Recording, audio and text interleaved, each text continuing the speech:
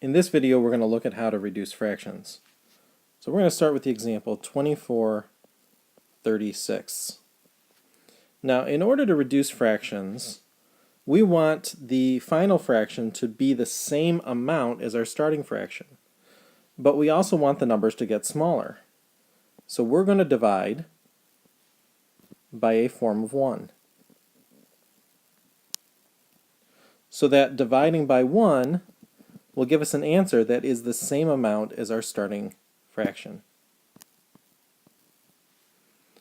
So since this is a form of 1, that means that whatever goes on top is going to go on bottom. In other words, whatever I divide 24 by, I have to divide 36 by as well. So we can say 12 over 12, and now we divide 24 by 12 and get 2, and 36 by 12 and get 3. Now take a look at this result. Is there anything else that we can divide 2 and 3 by that will reduce this more?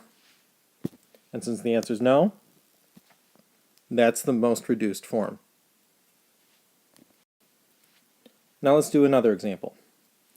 Let's say we have 625 over 1,000. Again, we're going to divide by a form of 1. Now, when I see that this number ends in 25 and this ends in double zeros, this allows me to divide by 25 over 25 easily, because I can think of this like money and think of the 25s like quarters. So, up top, 625 divided by 25 is like asking how many quarters are in $6.25. Well, since there are 4 quarters in a dollar, there would be 24 quarters in $6, plus the extra quarter right here makes 25 quarters. Again, if this was money, we'd have a decimal right there, and this would be $10. So if there's 4 quarters in $1, there would be 40 quarters in $10. Now we're going to take a look and see, can we divide both of these by something to reduce it more? And as it turns out, we can. So I'm going to divide by another form of 1.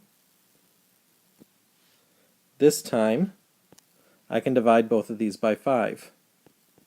So 25 divided by 5 is 5, and 40 divided by 5 is 8. And there's my most reduced answer. Now, depending on your comfort level with this skill, you could potentially skip writing your forms of 1. However, if it helps you to focus on what you're doing, I recommend you write your forms of 1 in, just to help you keep track of what's going on. And that's how we reduce fractions.